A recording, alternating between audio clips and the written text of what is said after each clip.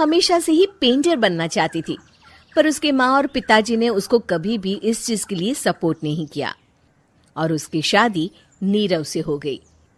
नीरव रजनी को बहुत प्यार करता था, पर रजनी हमेशा चुपचाप ही रहती। वो इस शादी से खुश नहीं थी।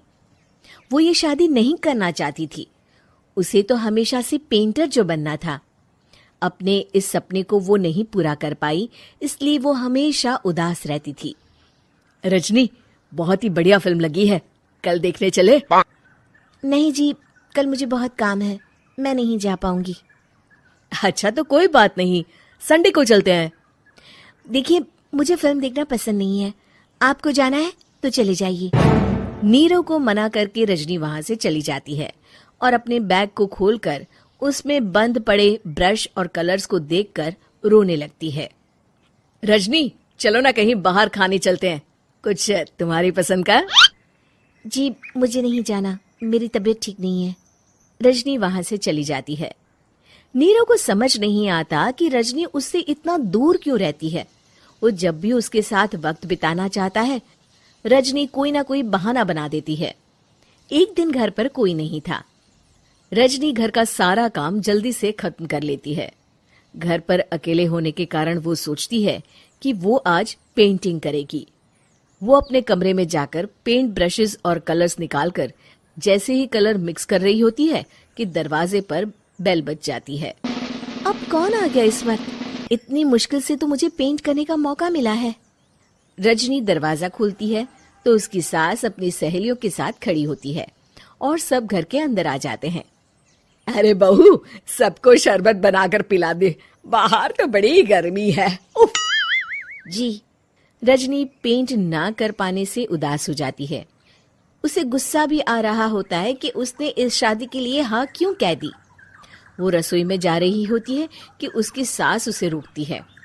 बहू, सबके खाने का भी इंतजाम कर लेना, आज का लंच तो ये सब यहीं करेगी। हाँ।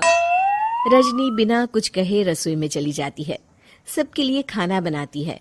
सब खाना खाते हैं और रजनी घड़ी देखती है कि ये सब कब जाएंगे ताकि वो अपनी पेंटिंग कर सके। जब शाम होती है तब सब चले जाते हैं अपने घर। अरे बहू, सब तेरे खाने की तो बहुत तारीफ कर रहे थे, सबको बहुत अच्छा लगा खाना। आपको मुझे सुबह बताना चाहिए था ना कि आपकी सहेलियां आ रही हैं। पता भी है कितना वक्त लगा सारा खाना बनाने में। अरे बहू, तू ऐसे कैसे बात कर रही है मुझसे? तो और कैसे बात करूं? मैं इस घर की कोई नौकरानी नहीं हूं कि इतना काम करूंगी। रजनी अपने कमरे में जाकर दरवाजा बंद कर लेती है। शाम को जब नीरव आता है तो उसकी माँ उसे पूरी घटना के बारे में बताती है। क्या रजनी ने आपसे इस तरह बात की माँ? हाँ, और पता नहीं उसे क्या हो गया है, शाम से बाहर भी नहीं आई है। मैंने तो कई बार आवाज दी, खाना भी नहीं खाया उसने। तू ही बात करके देख ले बेटा। नीरव अपने कमरे का दरवाजा खटखटाता है। रजनी, दरवाजा खोलो, मैं हूं। रजनी दरवाजा खोलती है और फिर वापस जाकर अपने बिस्तर पर लेट जाती है। रजनी, माँ से बात करने का ये क्या तरीका है? मैंने कोई गलत बात नहीं की है। अरे तुम क्यों ऐसे बर्ताव कर रही हो सबके साथ? क्या तुम इस शादी से खुश नहीं हो? रजनी कुछ नहीं बोलती। अरे बताओ मुझे रजनी, क्या ये शादी तुम्हारी मर्जी के खिलाफ हुई है? हाँ, मैं ये शादी कभी नहीं करना चाहती थी। तुमसे क्या, मैं किसी से भी शादी नहीं करना चाहती थी।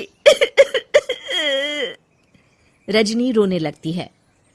चुप हो जाओ रजनी, बताओ मुझे, तुम क्यों नहीं करना चाहती थी शादी?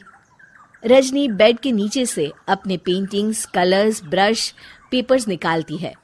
इतने में उसकी सास भी कमरे में आ जाती है। ये देख रहे हो, ये थे मेरे सपने। मैं पेंटर बनना चाहती थी, पर माँ पापा ने कभी सपोर्ट नहीं किया और मेरी शादी करवा दी। मेरे सारे सपने टूट गए। हर वक्त बस गुस्सा आता रहता है मुझे।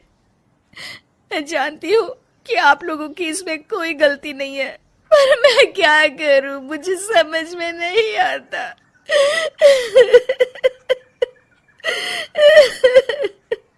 रजनी फूट फूट कर रोने लगती है।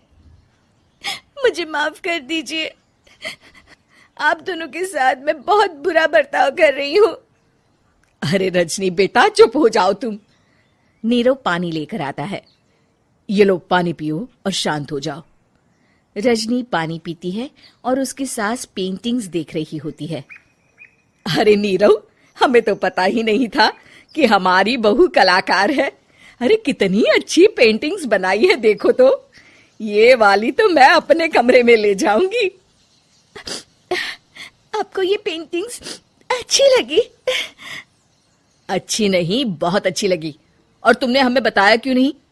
तुम जब चाहे पेंटिंग कर सकती हो रजनी। हम तुम्हारे सपनों को पूरा करने में तुम्हारा पूरा साथ देंगे। हाँ बेटा, हम कला की कद्र करते हैं। हम कलाकार तो नहीं, पर मुझे गर्व है कि मेरी बहू एक कलाकार है। रजनी, नीरव और सास तीनों हंस पड़ते हैं।